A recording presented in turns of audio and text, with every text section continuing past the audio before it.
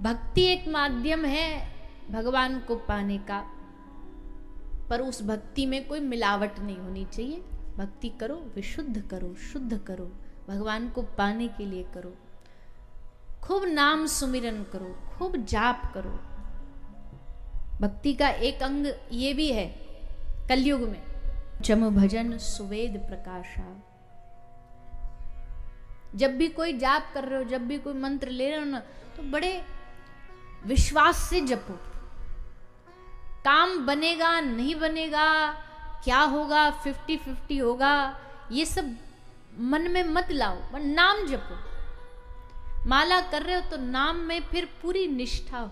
और भैया शास्त्र कहते हैं कि अगर तुम्हारी जिह्वा पर कृष्ण नाम बैठा, इसका मतलब स्वयं कृष्ण ही बैठे हैं। भगवान और भगवान के नाम में कोई अंतर थोड़ी होता है, कोई भेद नहीं होता। इसलिए हम आपसे निवेदन भी करते हैं सब लोगों से कि कथा सुन करके खूब नाम जपना शुरू करो। जो करते आ रहे हैं उनके लिए तो हमारा प्रणाम है उनको, पर जो अभी नए नए एडमिशन ले रहे हैं, भर्ती हो रहे हैं अभी अभी इस भक्ति की पाठशाला में, उन लोगों को ये समझना चाहिए, बिना नाम जाप के, बिना मंत्र में विश्वास के, बिना मंत्र जाप के भगवान नहीं मिलेंगे। और खूब जपो।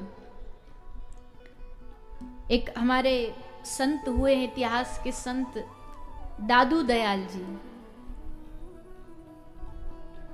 इन श्री संत दादू दयाल जी ने अपने जीवन में खूब भगवान का नाम लिया। इतना नाम एक दिन में ये लाखों लाखों नाम जप करते थे।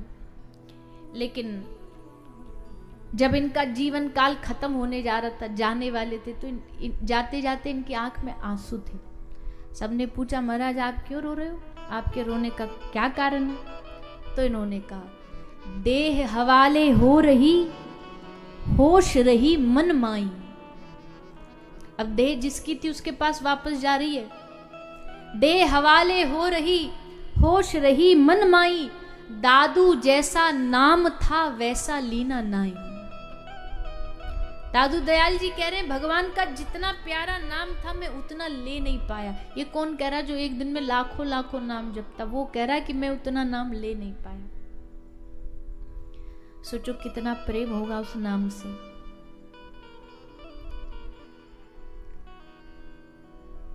तो जीवन में बाकी कोई विषय वस्तु हमसे छूटे रह जाए कोई बात नहीं, लेकिन जिसने नाम को पकड़ा उसके सब साधन पूरे हो गए। भगवान भी उस पर रीझ गए, भगवान भी उस पर खूब प्रसन्न हो जाते हैं। कोई कहे जी नहीं, ये जो लोग आजकल के गिन गिन के माला करते हैं गलत है। हम कहते हैं नहीं, बिल्कुल गलत नहीं है। क्यों? माला मन से लड़ पड़ी, तू क्यों बिसरे मोए। माला कह रही है, जब कोई तर्क दे रहा है कि भाई गिनना नहीं चाहिए, ऐसे ही करो, तो माला मन से लड़ पड़ी, तू क्यों बिसरे मोए, बिना शस्त्र के सूरमा लड़ता देखा ना कोई। एक जब युद्ध भूमि में कोई उतरता है तो बिना शस्त्र के थोड़ी लड़ लेगा, हाथ में शस्त्र तो चाहिए ना लड़ने के लिए। वैसे ये जो माला है हाथ की, ये भक्त का शस्त्र है माया से लड़ने के लिए। गिनती नहीं है ये शस्त्र है। ये पता है कि इतना नाम जब हम माला पे करेंगे तो हम थोड़ा सा संभल पाएंगे, बच पाएंगे। तो उसको कोई गलत अन्यथा नहीं लेना चाहिए, बोले माला गिन के क्यों करते हो। हाँ, एक समय आता है जब गिनने की जरूरत नहीं पड़ती, फिर वो अजपा जब कंठस्थ महापुरुषों को हो जाता है कि वो सो भी रहे तो भी मन में चल रहा है। पर जब तक वो स्थिति नहीं आए तब तक तो गिन गिन के ही करना पड़ेगा। नोट गिनने में तो कोई दिक्कत नहीं आती तुमको। अभी नोटों गड्डी गिनने बिठा दो, बड़े चाव से गिनेंगे। मजाल है इत से उत देख लें तो, और एकदम चिपका चिपका के कहीं दो नोट नहीं निकल जाएं तो एकदम चिपका चिपका के हाथों से गिनेंगे। और इतने ध्यान मग्न हो जाएंगे, कई तो ऐसा कि पास से कोई ढोल नगाड़े भी निकल जाए ना तब भी नहीं पता लगेगा, इतने मगन होते हैं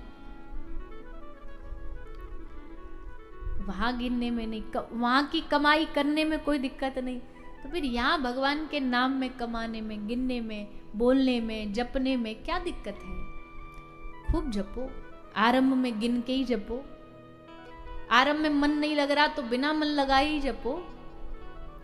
अब कोई बताओ ये कह दे किसी को तैरना सीखना हो और वो ये बोले कि पहले हम तैरना सीख लेंगे फिर हम पानी में उतरेंगे, हमें पानी से डर लगता है इसलिए हम पहले तैरना सीखेंगे फिर पानी में उतरेंगे, तो आपको हंसी आएगी कि मूर्ख है। पहले पानी में उतरना पड़ेगा फिर तैरना आएगा। तो ठीक वैसे ही पहले मन लगेगा तब भजन करेंगे, ये उल्टा सिस्टम है। पहले भजन करो फिर मन लगेगा, मन लगा करके फिर भजन करेंगे, ऐसा नहीं होता। ये मन इतना आसानी से थोड़ी भजन करने देगा हमें। पहले भजन करो फिर मन लगे ना लगे मन पे छोड़ दो। तुम बस अपना नाम सुमिरन करते रहो, तुम जपते रहो। भक्ति भजन तो सब करते हैं पर सबके भजन में कुछ ना कुछ सकामता होती है। 2 माला करके उस 2 माला के बदले 2 करोड़ लेना चाहते हैं। हमारे पास खूब आते हैं ऐसे लोग। अभी यहाँ कथा में आने से पहले एक बाबा आए थे हमसे मिलने, बड़े शरीर एकदम धोती फटी सी, कपड़ा ऐसे ही थे, तो हमको आकर के 100 रुपया देने लगे। हमने कहा बाबा ये रहने दो, आप तो बस ऐसे ही आशीर्वाद दे। बोले ना, ब्रजवास ठेठ ब्रज वाले थे। बोले ना छोरी ले ले। मैं बाबा कोई बात नहीं। बोले ना तो कुछ 100 रुपया दूंगा तो मुंह पे 10 लाख आएंगे।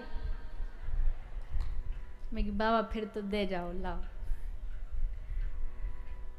तो लोगों की आशा बड़ी रहती है, लिफाफे में जितना देंगे ना, भगवान से आशा यही रहती है, इसलिए दे रहे हैं कि हमने सुना दान देने से धन दुगना होता है। ये सत्संग में सुन लेते हैं कि दान देने से दुगना होता है, तो मन में यही रहता है दें तो इसका डबल आ जाए। पर निष्काम भक्ति में ये नहीं होता। निष्काम भक्ति में ना तो भगवान से कोई लेना देना होता है, ना कोई गुरु से लेना देना होता है। वहां तो बस अपने आनंद के लिए भजन होता है, अपने आनंद के लिए आदमी करता है, फल क्या उसकी चिंता नहीं करता।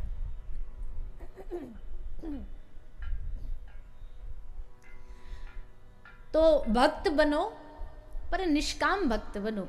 ये सकाम भक्ति जो है ये आजकल जो बहुत ज्यादा बढ़ रही है, इसको बढ़ाने का एक मूल कारण ये टीवी सीरियल वाले भी हैं। ये जो मैयाएं बैठी रहती है ना रात रात भर लेकर के रिमोट, और फिर उसमें सास जिठानी दुरानी ये कहानियां चल रही होती हैं, और फिर उसमें क्या चल रहा होता है, पति ऑक्सीजन सिलेंडर पर सांसें गिन रहा है हॉस्पिटल में, और अब उसकी जान एकदम जाने वाली है।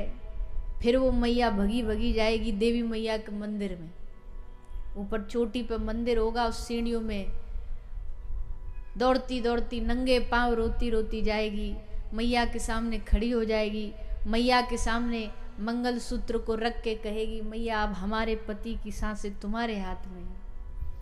और कह के जैसे रखती है चरणों में, वहाँ वो जो अस्पताल में पति पड़ा आईसीयू में, उसकी जो वो लाइन चल रही होती है टू टू टू टू, एकदम सीधा हो रही है, एकदम मतलब गए अब। और जैसे ये यहाँ बोलती है मैया के चरणों में, वो घंटी पकड़ के सर पे मारती है, इतने में ही पूरा माहौल बदल जाएगा। हवा चलने लग जाएगी, पत्ते उड़ने लग जाएंगे, घंटियाँ पूरी बजने लग जाएंगी, और फिर अचानक से देवी मैया की माला उतर के हवा में कूद के इसके गले में गिरेगी। और जैसे इसके गले में गिरी और वहां सीधी लाइन फिर से टू टू टू टू हो गई, फिर से धड़कने धड़कने लगी। और भैया फिर क्या, अच्छा अब ये जो मैयाओं ने देख लिया टीवी सीरियल, अब क्या करेंगी, अब तो जीवन में देवी मैया के दरबार में जाएंगी। कब जाना ही क्यों है, बोले जब जीवन में झंझट हो तब जाएंगे, तब फिर मैया ठीक करेगी, तब फिर बाबा ठीक करेंगे, तब भैरव बाबा कृपा करेंगे, तब हनुमान जी कृपा करेंगे। अरे भैया, भगवान को भजने वाले मौका नहीं देखते हैं, परिस्थितियां नहीं देखते हैं। भगवान को भजने वालों के लिए वार तारीख नहीं देखनी पड़ती है।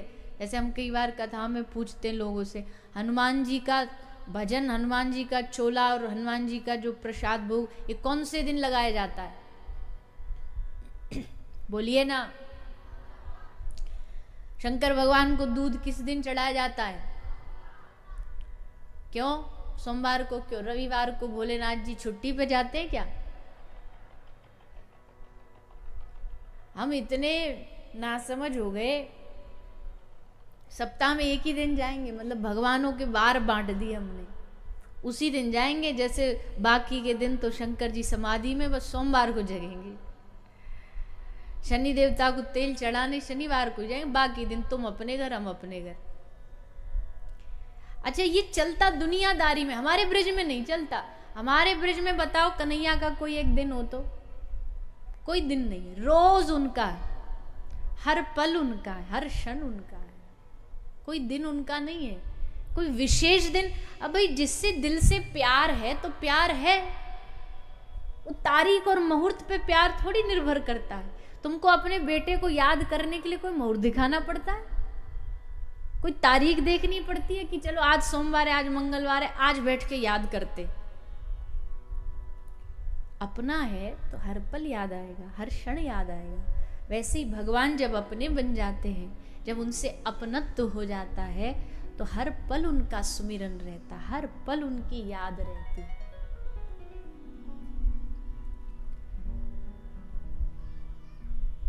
तो ऐसे सुखदेव जी महाराज राजा परीक्षित को कहते हैं कि भक्त बनो पर अकामः सर्व कामोवा मोक्ष काम उदार दी तीव्रेन भक्ति योगेन यजेत पुरुष परम।